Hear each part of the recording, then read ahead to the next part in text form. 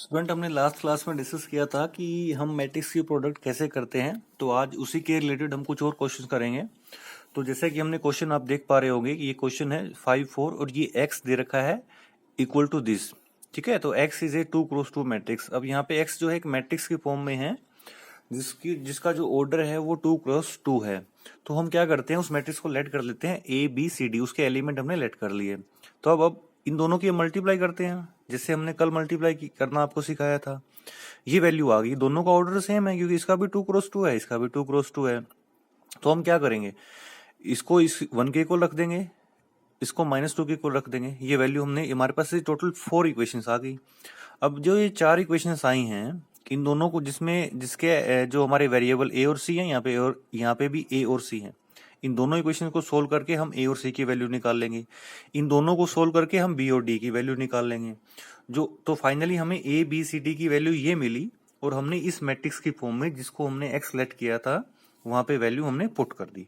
Okay, तो finally हमें x की वैल्यू मिल गई। ऐसे ही आपको एक्सरसाइज में और भी क्वेश्चन मिलेंगे जो आपको ये दे रखा होगा कि ये इस ऑर्डर की मैट्रिक्स है, तो आप उसी के अकॉर्डिंग उसके एलिमेंट लेट करिए और उस इक्वेशन को सोल्व कीजिए।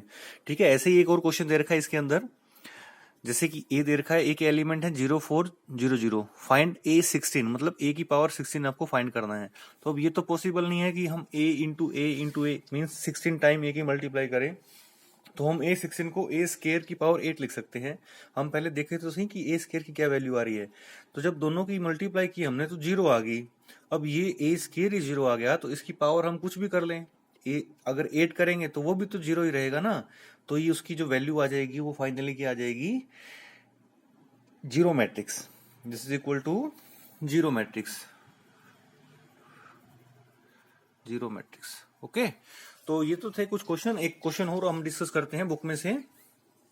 जैसे कि आप देख पा रहे हो, ये एक एग्जांपल है और इसी के बेस हमारे एक्सरसाइज में और भी बहुत सारे क्वेश्चन दे रखे हैं। जैसे ये एक ए मैट्रिक्स दे रखी है A, शो डेट इसकी वैल्यू हमने इक्वल टू, ये 0 का मतलब है 0 प्रूव करना, मतलब ये 0 मैट्रिक्स आनी चाहिए। इसका मतलब है आई फॉर आइडेंटिटी मैट्रिक्स, जिसके अंदर हमारे पास जो एलिमेंट रहेंगे वो यहाँ पे मैं आपको डिफाइन कर देता हूँ। आई की जो वैल्यू रहेगी, क्योंकि यहाँ पे 3x3 की मैट्रिक्स है ना, तो पहला एलिमेंट 1 रहेगा, 0 0, फिर 0 1 0 0 0 1।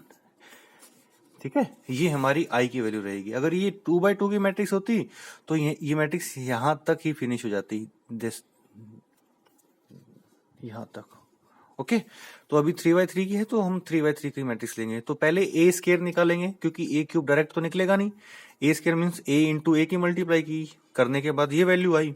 ये वैल्यू आई तो इसकी फिर ए के साथ मल्टीप्लाई किया, क्योंकि हमें ए क्यूब चाहिए, यहाँ पे ए क्यूब है ना। इसको सोल्व किया, ये वैल्यू आई। अब आपको क्या करना है, जो ये इक्वेशन है इसके अंदर आपको शो करना है, तो इसकी लेफ्ट हैंड साइड में ये पूरी वैल्यू पुट करनी है। ये वैल्यू आपने यहाँ पुट करी, ए क्यूब की, -23 ए की वैल्यू, और यहाँ पे -40 आई की वैल्यू।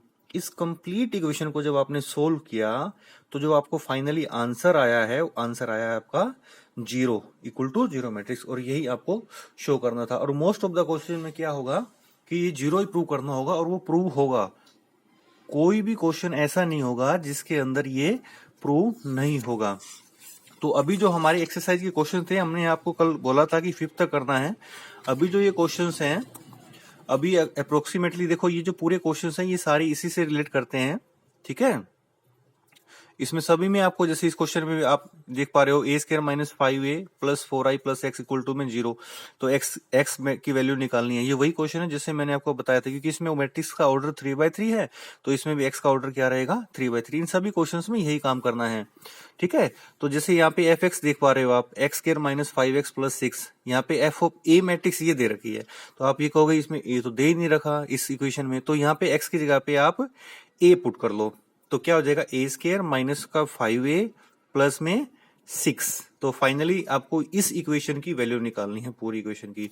तो आई होप कि आपको ये कंसेप्ट क्लियर हो गया होगा, और आपको 15 क्वेश्चन तक इस एक्सरसाइज में कंप्लीट करना है। आज के लिए इतना ही। नेक्स्ट क्लास में हम आगे की क्वेश्चंस के बारे में डिस्कस करेंगे।